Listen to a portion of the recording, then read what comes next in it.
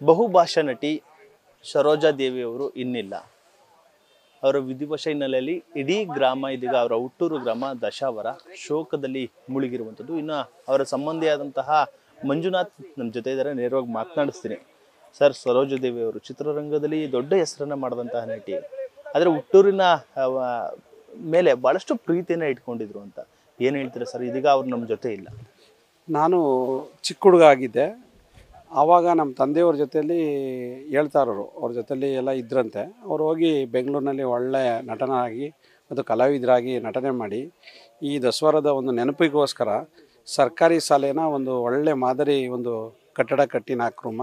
ಅವತ್ತು ವಿದ್ಯುತ್ ಇರಲಿಲ್ವಂತೆ. ದಸರಾದಲ್ಲಿ ವಿದ್ಯುತ್ತನ್ನ ಸಂಪರ್ಕಗೊಳಿಸಿ ಒಂದು ಐತಿಹಾಸಿಕ ಒಂದು ಇದು ಮೂಡಿಸಿದರು. ಯಾಕೆಂದರೆ ನಮ್ಮೂರಿನಲ್ಲಿ ಕರೆಂಟೇ ಇರಲಿಲ್ಲ ಅಂತ ಹೇಳ್ತಿದ್ರು. ಕರೆಂಟು ಮತ್ತು ಶಾಲೆ ಮಟ್ಟಕ್ಕೆ ಇರಲಿಲ್ಲ, ಎಲ್ಲ ಒಂದು ಸೆಡ್ಡಲ್ಲಿ ಕೂತ್ಕೊ ಓದ್ತಿದ್ರು ಅನ್ನುವಂಥದ್ದು. ನಾವು ಚಿಕ್ಕ ಹುಡುಗರಿದ್ದು ನಾವು ಅದೇ ಶಾಲೆಯಲ್ಲಿ ಓದಿ ಇವತ್ತು SLC ಮುಗಿಸಿದ್ದೀವಿ.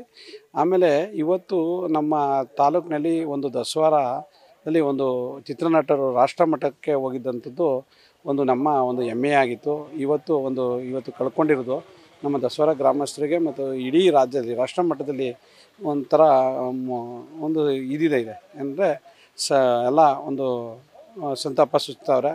ಮತ್ತು ಆ ಕಲಾವಿದರು ಸರಸ್ವತಿ ಅಂತಲೇ ಕರೆಸ್ಕೊಂಡಿದ್ದಂಥ ಒಂದು ಶ್ರೀ ಸರೋಜಾದೇವಿಯವರು ಇವತ್ತು ಆ ಥರ ಕಲಾವಿದರು ಇವತ್ತು ಸಿಗಲ್ಲ ಅನ್ನುವಂಥದ್ದು ನಮ್ಮೂರಿಗೆ ಒಂದು ಕಳಸ ಇದ್ದಂಗಿತ್ತು.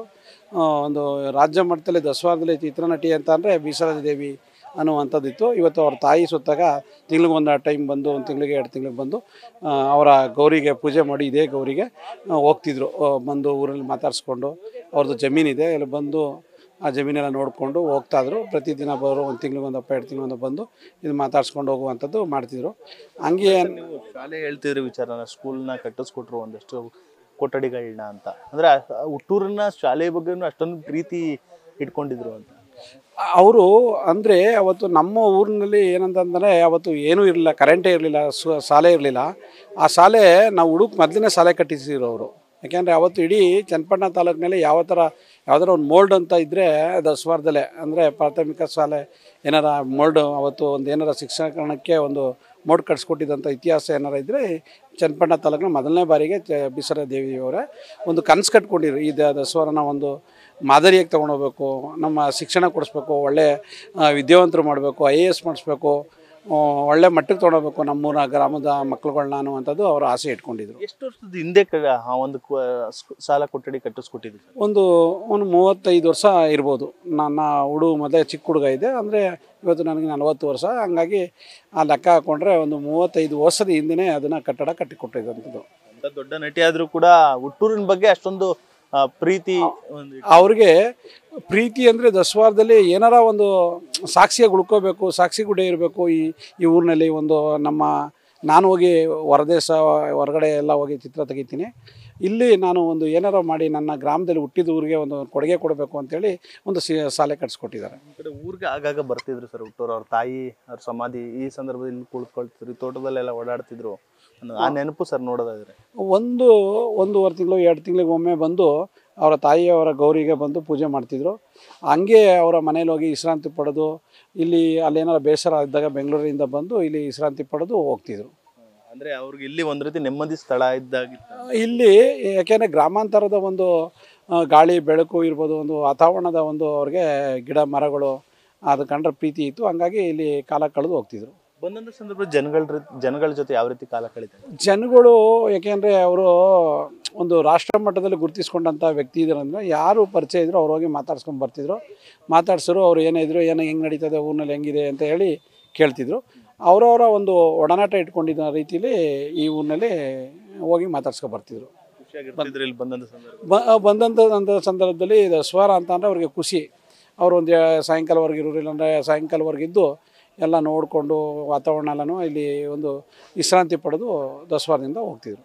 ಅಂತ ದೊಡ್ಡ ನಟಿ ಸರ್ ಈಗ ನಮ್ಮ ಜೊತೆ ಇಲ್ಲ. ಆ ನಿಟ್ಟಿನಲ್ಲಿ ಗ್ರಾಮದಲ್ಲಿ ಯಾವ ರೀತಿ ಆ ಶೋಕ ಇದೆ? ಇಲ್ಲಿ ದಸವಾರ ಗ್ರಾಮಕ್ಕೆ ಒಂದು ಐತಿಹಾಸಿಕ, ಯಾಕೆ ಅಂತ ಅಂದರೆ ಅವರು ಒಂದು ಕಲಾವಿದರಾಗಿ ಪದ್ಮಭೂಷಣ ತಗೊಂಡು ಒಂದು ಕೀರ್ತಿ ತಂದುಕೊಟ್ಟಂಥ ದಸವಾರಕ್ಕೆ ಒಂದು ಹೆಸರುವಾಸಿಯಾಗಿದ್ದರು. ಹಂಗಾಗಿ ಇವತ್ತು ಊರಿನಲ್ಲಿ ಎಲ್ಲ ಸಂತಾಪ ಸೂಚನೆ ಮಾಡೋರೆ.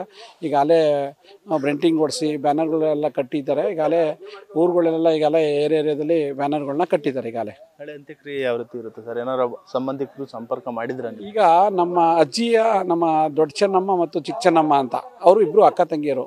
ಅವ್ರ ಮಕ್ಕಳು ಚಿಕ್ಕ ಚೆನ್ನಮ್ಮನ ಮಕ್ಕಳು ಅವರ ಬೀಸರ್ಜಿ ದೇವಿಯವರ ಹತ್ರ ಜೊತೆಯಲ್ಲೇ ಒಡನಾಟ ಇಟ್ಕೊಂಡಿದ್ರು. 4 ಜನ ಗಂಡು ಮಕ್ಕಳು ಅವರು. 4 ಜನದಲ್ಲಿ 3 ಜನ ಅವರು ಅಲ್ಲೇ ಇದ್ದರು. ಕುಮಾರ್ ಅಂತ ಈಗ ಫೋನ್ ಮಾಡಿದಾಗ ಹೇಳಿದ್ರು ದಸವಾರದಲ್ಲೇ ಮುಂದೆ ಮಾಡೋದು, ಇಲ್ಲಿಗೆ ಬರ್ತೀವಿ ಮಂಜು ಅಂತೇಳಿ ಫೋನ್ ಕರೆಯನ್ನು ಮಾಡಿದರು. ಬಟ್ ಏನು ಒಕ್ಕಲಿಗರ ಒಂದು ಇದಿತ್ತು, ಸಂಪ್ರದಾಯದ ಪ್ರಕಾರನೇ ಮಾಡೋದು. ಯಾಕೆಂದರೆ ಒಬ್ಬೊಬ್ಬರು ಹೇಳ್ಕೊಂಡಿರ್ತಾರೆ, ಯಾಕೆಂದರೆ ಇಲ್ಲ ಗುಂಡಿಗೆ ಹಾಕಿ ಅಂತ ಹೇಳಿರ್ತಾರೆ, ಇಲ್ಲ ನನ್ನನ್ನು ಅಗ್ನಿ ಸ್ಪರ್ಶ ಮಾಡಿ ಅಂತ ಹೇಳಿರ್ತಾರೆ. ಅದೇ ರೀತಿ ಒಂದು ಹಿಂದೂಗಳು ಮತ್ತು ನಮ್ಮ ಒಕ್ಕಲಿಗರ ಸಮುದಾಯ ಏನು ಮಾಡ್ತಾರೆ ಅದೇ ರೀತಿ ಇಲ್ಲಿ ಅಂತ್ಯಕ್ರಿಯೆ ನಡೆಯುವಂಥದ್ದು ಇದೆ. ಅದ್ರ ಬಗ್ಗೆ ಇನ್ನೂ ಮಾಹಿತಿ ಕೊಟ್ಟಿಲ್ವ ಸರ್? ಇನ್ನೂ ಮಾಹಿತಿ ಅದು ಬಂದಿಲ್ಲ. ಯಾಕೆಂದರೆ ಇದೇ ರೀತಿ ಮಾಡಬೇಕು ಅಂತ್ಯಕ್ರಿಯೆ ಅನ್ನುವಂಥದ್ದು ಇನ್ನೂ ಬಂದಿಲ್ಲ. ಹಂಗಾಗಿ ಇವತ್ತು ಇನ್ನೊಂದು 2 ಅವರ್ ಒಳಗಡೆ ಇಲ್ಲಿಗೆ ಬರ್ತಾ ಇದ್ದಾರೆ, ಬೆಂಗಳೂರಿಂದ ಬರ್ತಾರೋ ಏನೇನು ಮಾಡಬೇಕು ಅನ್ನುವಂಥದ್ದು. ಯಾಕೆಂದರೆ ಸರ್ಕಾರದ ಒಂದು ವಹಿಸ್ಕೊಂಡಿರೋದ್ರಿಂದ ಸರ್ಕಾರದವರು ಮತ್ತು ಅದನ್ನು ಯಾಕೆಂದರೆ ಪದ್ಮಭೂಷಣ ತೊಗೊಂಡಿದ್ದಾರೆ, ಅವ್ರದ್ದೇ ಆದ ಒಂದು ಐತಿಹಾಸಿಕ ಇದೆ. ಹಾಗಾಗಿ ಈ ತಾಲೂಕಿಗೆ ಊರಿಗೆ ಬಂದು ಅದನ್ನು ಚರ್ಚೆ ಮಾಡಿ ಒಂದು ನಿರ್ಧಾರ ತಗೋತಾರೆ. ಇದಿಷ್ಟು ಸರೋಜಾದೇವಿ ಅವರ ಸಂಬಂಧಿ ಮಂಜುನಾಥ್ ಅವರ ಮಾತಾಗಿರುವಂಥದ್ದು. ಅಂದರೆ ಹುಟ್ಟೂರಿಗೆ ಏನಾದ್ರು ಒಂದು ಮಾಡಿಕೊಡ್ಬೇಕು ನಿಟ್ಟಿನಲ್ಲಿ ಶಾಲೆ ಕಟ್ಟಡವನ್ನು ಕಟ್ಟಿಸ್ಕೊಟ್ಟಿದ್ರು. ಆದರೂ ಕೂಡ 35 ವರ್ಷಗಳ ಹಿಂದೆ ಆ ನಿಟ್ಟಿನಲ್ಲಿ ಅದೇ ಮೊದಲು ನಮ್ಮ ಒಂದು ತಾಲೂಕಿನಲ್ಲಿ ಆ ರೀತಿ ಕಾರ್ಯ ಆಗಿದ್ದು, ಅಂತಹ ಒಂದು ಸಮಾಜಮುಖಿ ಕೆಲಸವನ್ನು ಕೂಡ ಸರೋಜಾದೇವಿ ಅವರು ಮಾಡ್ತಾ ಇದ್ರು. ಅವರು ಇಲ್ಲದೆ ಇರುವಂಥದ್ದು ಒಂದು ರೀತಿ ಇಡೀ ಗ್ರಾಮವೇ ಶೋಕದಲ್ಲಿ ಮುಳುಗಿದೆ ಎಂಬ ಮಾತುಗಳನ್ನು ಕೂಡ ಹೇಳ್ತಾ ಇರುವಂಥದ್ದು. ಕ್ಯಾಮ್ರಾ ಪರ್ಸನ್ ಅರ್ಷಿ ಜೊತೆ ನಂದೀಶ್, ನ್ಯೂಸ್ ಫಸ್ಟ್ ದಸಾವರ. ನ್ಯೂಸ್ ಫಸ್ಟ್ ನಿರ್ಭೀತಿಯಿಂದ ನಿಮ್ಮ ಪರವಾಗಿ.